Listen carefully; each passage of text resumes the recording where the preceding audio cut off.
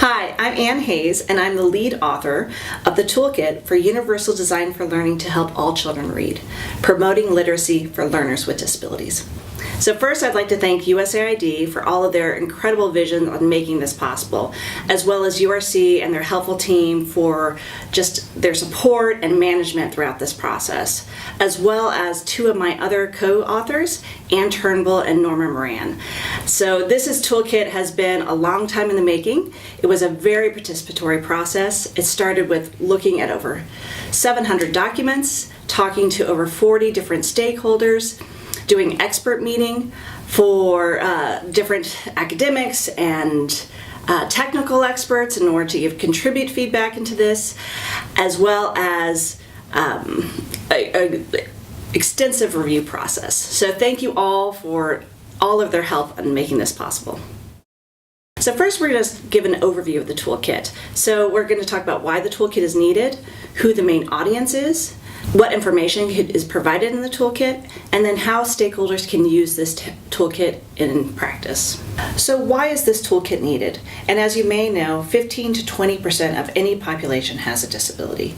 But there's also some really staggering statistics about education. And when you think about it, it's pretty weighty. One is that 90% of children with disabilities are out of school, and only 1 to 2% of children who need sign language receive education in local sign language. And only 5 to 15% of children that need assistive devices have access to them. Children with intellectual disabilities, with complex support needs, emotional disabilities are at the most disadvantage.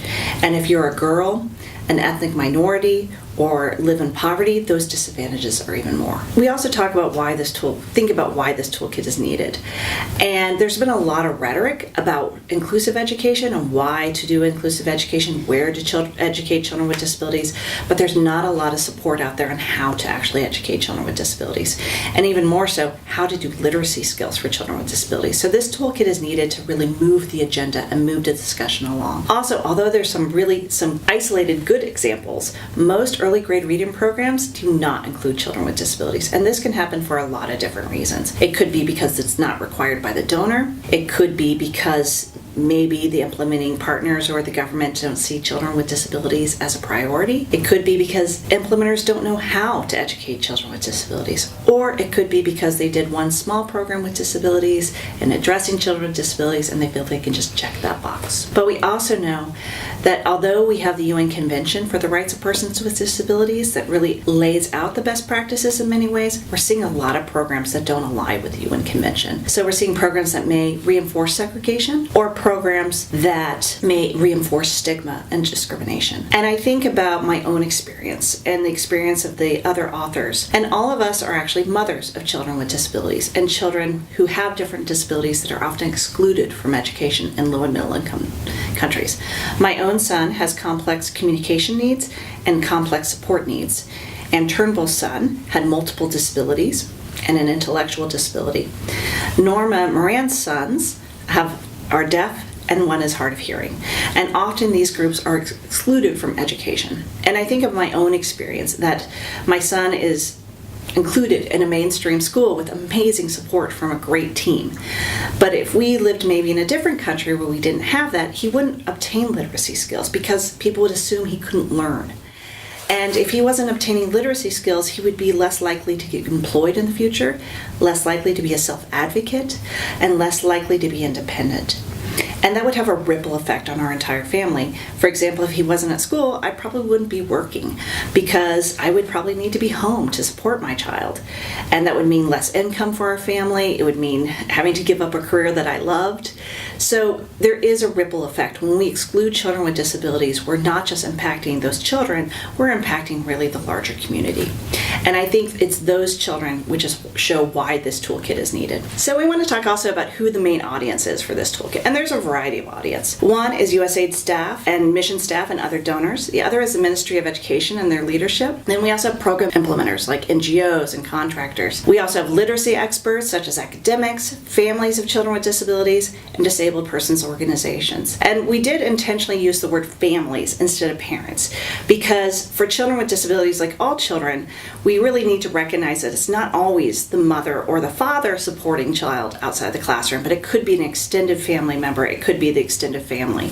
So we really look at families as a whole when we talk about the supports of children with disabilities. So the next thing is, what types of disabilities are covered in this toolkit? In honesty, the toolkit helps all children, not just children with disabilities. The instructional techniques proposed in the toolkit are just better teaching practices, and therefore they help all children. But there are some instructional techniques that are very unique to types of disabilities, and we've tried to highlight those here. And those include children who are blind and have low vision, children with communication disorders, children with intellectual disability or complex support needs, children with learning disabilities or emotional attentional disabilities, and that's really important because those groups are often just not even addressed in low and middle income countries, and they're often the groups that drop out and they're seen as lazy but in reality they're just not getting the supports they need. We also have children with multiple disabilities, and again, this is really important because most schools are not really prepared to address children with co-occurring disabilities. For example, if you are autistic and deaf, the deaf schools will not let you enroll because they're not ready to handle the autism component,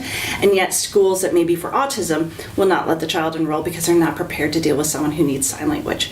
So recognizing that co-occurring disabilities often occur. The other issue is that you may note here that we don't have autism as a specific category, and that's because autism is such a broad spectrum that they don't fit into any one of those, and depending on where that child is, they might fall into a child with complex support needs. If they have child problems speaking, they may be under communication disorders, or if they have some behavioral challenges, they might fall more into the emotional learning. So that's why they're not as specific, but we do address their learning.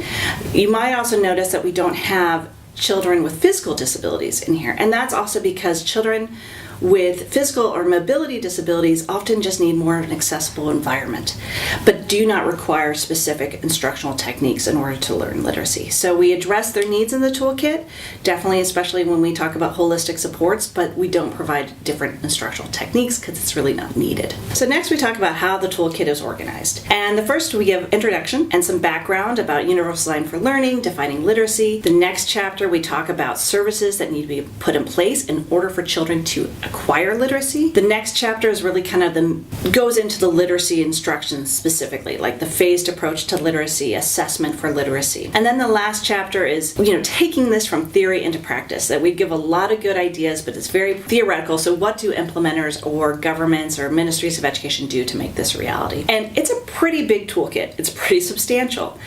And I think what's important is that we're not recommending or thinking that all systems, educational systems, will move forward equally in all areas. But what we wanted to do was give a comprehensive overview of what it could look like. So when governments are doing or working on a certain area, they know how to go to that, use it in the toolkit, go to that area and see what the best practice would be. The important thing is that people are progressively moving forward, that they don't use the challenges related to inclusive education as rationale for doing nothing at all.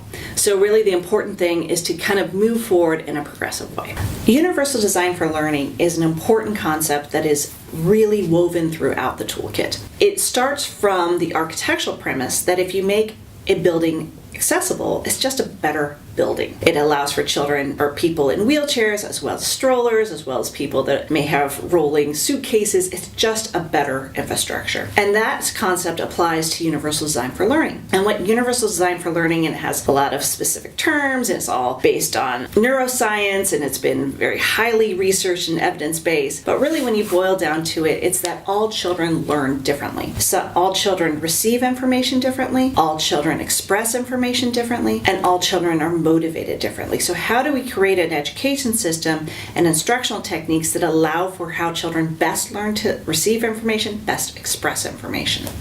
And while it's made for children with disabilities, it really can apply and support all children.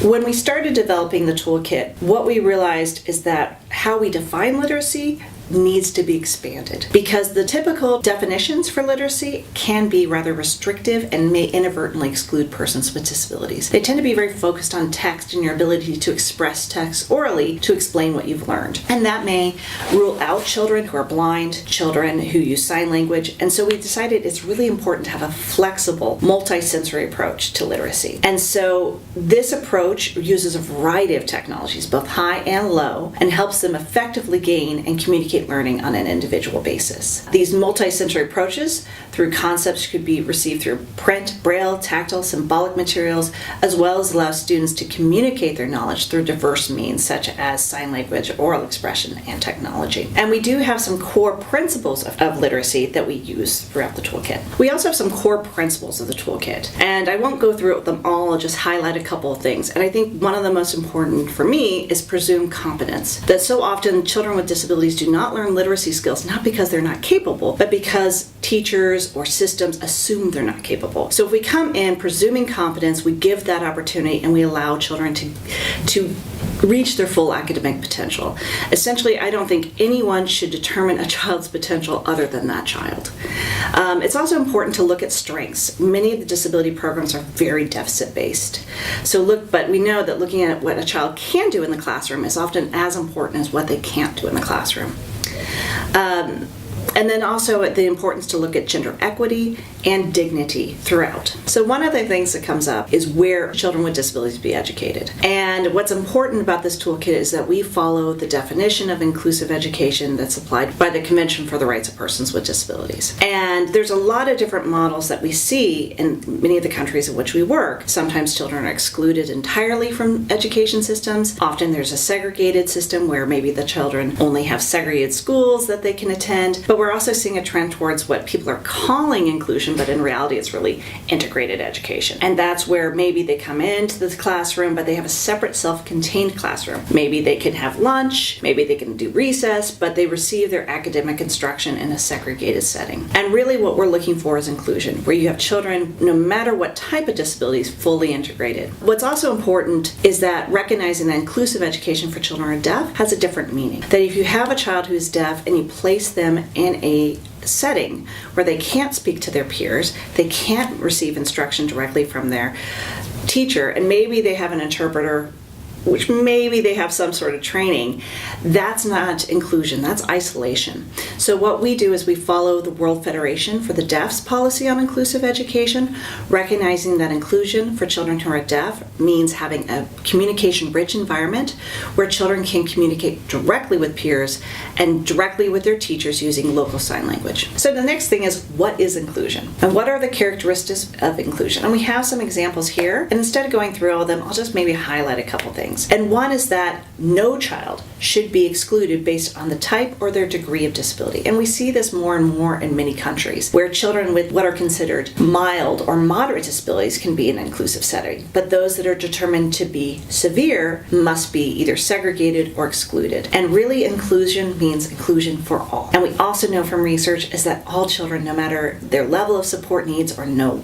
matter their type of disability, benefit and can be successful in an inclusive setting. And really, inclusion is that every child is accepted and regarded as a full member of their school in an inclusive setting. So next chapter talks about holistic supports and what are those supports that are needed to allow for literacy acquisition skills. And so for the holistic supports that we cover, we really kind of cover the spectrum. We talk about policies, strategic planning, tiered support, teacher training, instructional approaches, and other services such as transportation. For example, we talk about this hierarchy of supports. And here we have a pyramid, and you see ideally all general education teachers receive some form of training about inclusive education. They will be the primary instructor for children with disabilities, so they need to have knowledge of this. But just because you have an inclusive system doesn't mean we get rid of special education teachers. They're still needed. These are the individuals that have those skills that can help adapt curriculum if needed, help think about adapting materials, possibly help with identification as well as IEPs, individual education plans. And then at the top tier we have technical experts, and those are people like Braille specialist, audiologist, speech therapist, and often people think that that top tier is just not obtainable in low and middle income countries, but actually sometimes those already exist in those countries. They're just being focused in segregated classrooms and segregated schools. So how can we transfer that knowledge that exists and place them and support children in an inclusive system? What's also really important is that for inclusion to happen, it needs to be a team approach, and that means getting the support of principals and everyone in the school to support that all children can and should be able to learn to read. Also, I want to pull out some other important holistic supports. And the first is individual education plans. And this is a really great tool to help teachers provide instruction and literacy instruction to children with disabilities. So all IEPs should have literacy goals. And they should also all be strength-based. Again, moving away from just the deficit model. So maybe recognizing what a child's needs are, but what are their strengths and how do you build on those strengths? And it's important to recognize that IEPs may look different in many different settings. That in many high-income countries, these IEPs can be really extensive, and maybe that's not always a good thing. What's important, though, is that we have its core standards of IEPs and that those are translated into all settings, and the toolkit provides those core standards. The other thing that's really important is equitable access to the national curriculum, because often we're seeing more and more that certain disability types and labels are being denied access to the national curriculum. It's particularly true of children with intellectual disability and children who are deaf. Children who are deaf, often because teachers lack those instructional techniques, don't even teach literacy to children who are deaf. And often children with intellectual disabilities aren't even provided the opportunity to learn literacy because they get an alternative curriculum that might focus on things such as crafts or colors. And so it's important that we allow for every child to have access to the national curriculum, but modify and adapt it as needed on an individual basis. And we talk about that in the toolkit. The next thing is assistive technologies. Assistive technologies are incredibly important and can be a huge resource for children, especially on motivation and how to express their learning. But too often in the past, donors have really focused on assistive technologies as being wheelchairs or crutches. And while those are incredibly important, and we should continue doing those, we also need to think through assistive technologies and how they can help children in the classroom. So the next we talk about who should be involved in the education process, and it's a really broad group of stakeholders. It includes family of children with disabilities, again, the importance of including disabled persons organization, and the community, and that includes parents of children without disabilities as well. But it's also really important to include students with disabilities and allowing them to make really informed choices on their own education. And this is often something that is not provided. And so this is something we talk about a lot in the toolkit, and it's called self-determination, and it's very important. One of the things we talk about are the myths of disability and literacy, and I won't go through them all, but a couple of things I want to just point out is that one of the myths is that all students with the same disability label learn literacy the same way. And while there's often trends, for example, people who are deaf may learn in a certain way, there will always be exceptions to the rule. So it's important that we still look at every child as an individual instead of just seeing them as a label. Another thing we have is that children who are nonverbal or have communication disorders cannot obtain literacy skills. I remember meeting with a woman in one country, and she told me that they had an alternative curriculum because she said some children can't even talk. And if they can't talk, they can't learn.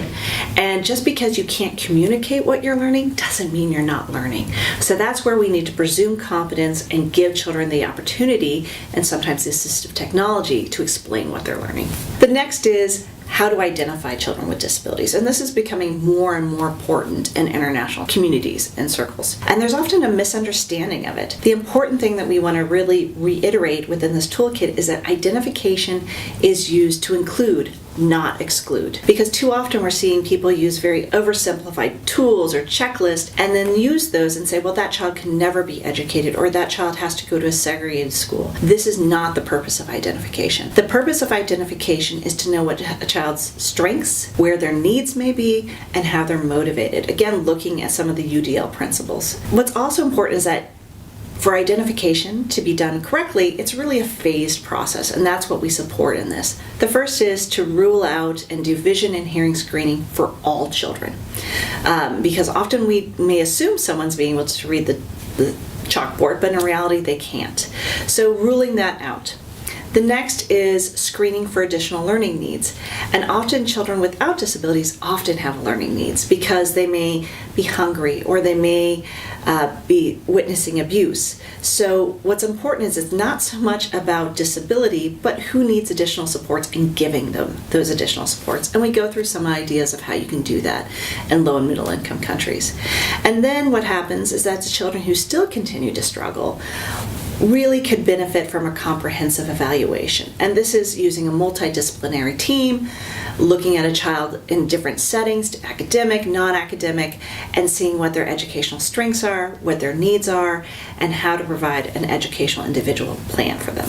The other thing is to really understand the difference between census, identification, and diagnosis.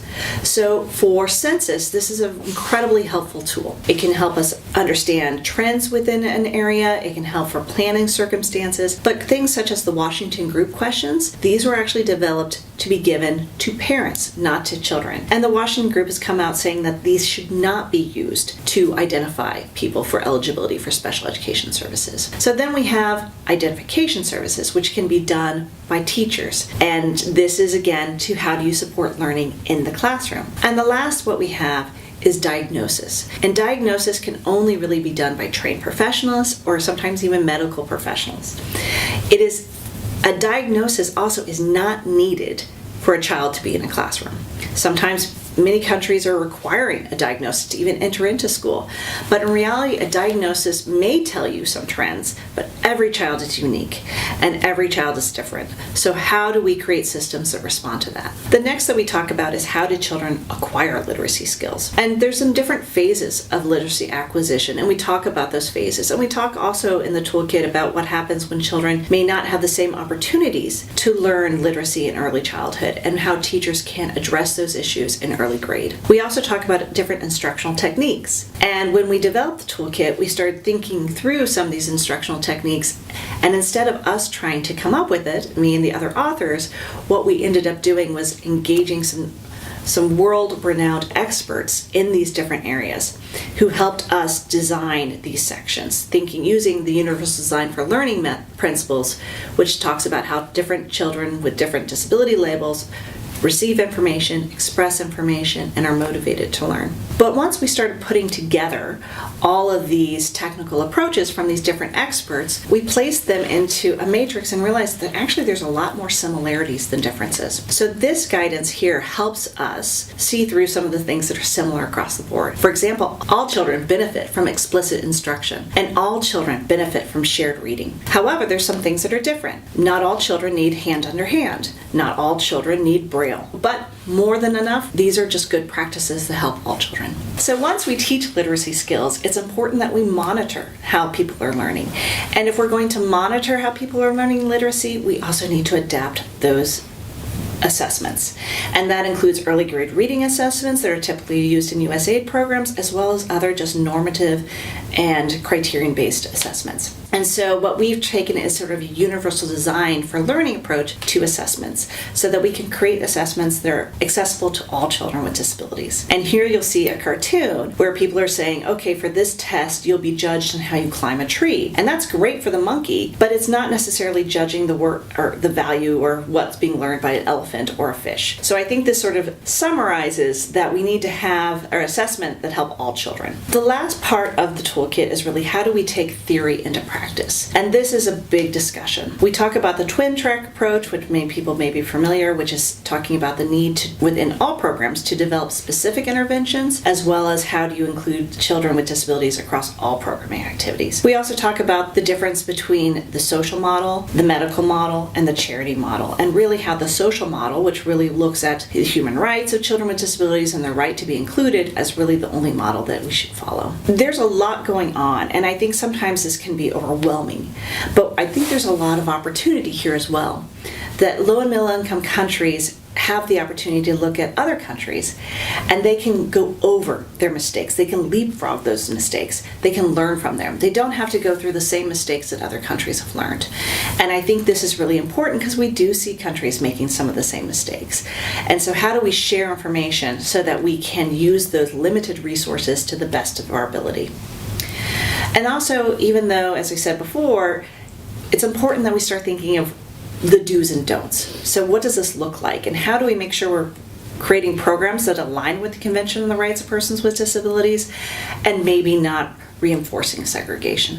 One question that I've received again and again is, well, where do you start? Give me a roadmap. But in reality, there's no roadmap that would work for every single country. Every country is different, every country has its strengths, every country has its challenges, and this is every country worldwide. So you really need to create a roadmap that's specific to that country. So what we tried to do was come up with some phased approach on how to address that in the country. So starting with engaging stakeholders, including disabled persons organization and parents of children with disabilities. Understanding the current context and the paradigms and the practices and the needs. So doing an assessment in order to then build upon. Planning for inclusion in a very participatory way. Moving from segregation to inclusion, and we have some good suggestions on how you can build off what's there, yet move in a progressive way to an inclusive system that is aligned with UN Convention on the Rights of Persons with Disabilities. Also, when you have good programs, how do you take that to scale? Too often in the past, we've had some really interesting programs for inclusive education and maybe for literacy, but they tend to be very small. So how do we expand it to a national level? The other important thing is addressing those gaps in research. Too often, the research on instructional approaches come from high-income countries. And while we think they may be applicable, we don't know for sure. So it's really important as people start doing more of these programs to insert a research component so that we can learn from it. And then the other thing, and the final thing, is how do we share these practices? How do we learn? How do we ensure that we're not just recreating the wheel in all these other countries, but how do we learn from one another? So in addition to the toolkit, we're also releasing a user's guide for the toolkit. So how do you use all of this information? Where do you start? And how you can use it as an actual tool? And in this toolkit, this user's guide, we come up with a phased approach. The first step is really reflecting your role, understanding your role, understanding how you can use this appropriately. The next is doing that assessment, taking stock of where you are, identifying the needs, and then once you identify those needs, using the information in the toolkit to see, well, if we're doing, say, teacher assistance, you can go to that section to see if your programs are aligned with international best practice, and then possibly modify those to ensure that they are aligned. Then after that, you can start implementing these effective approaches. Once you have that, it's important to plan for the action. Plan to make things better. So you know where you are, you know where you need to be, how do you bring together these stakeholders to come up strategically to move towards. And then also, once you start implementing, start refining and continuing to reflect. So I want to end this toolkit and this presentation on a quote from Helen Keller. And the quote is, "Alone we can do so little, and together we can do so much." And I think this is really important because Helen Keller was an individual who was both blind and deaf. And when she received instruction from a qualified teacher, she was able to learn literacy not in one language, but in actually 5 languages, through both sign language as well as Braille. And Helen Keller went on to be a nominee for the Nobel Peace Prize in 1953, as well was a founder of the American Civil Liberties Union within the United States, the ACLU. And so she's a huge contributor to the American history. But if we hadn't given her that opportunity to learn literacy, she wouldn't have achieved those skills and achieved those great outcomes. So I think if we were going to leave on anything, it is just the importance of providing opportunity to all children with disabilities and allowing them to reach their fullest potential. Thank you so much.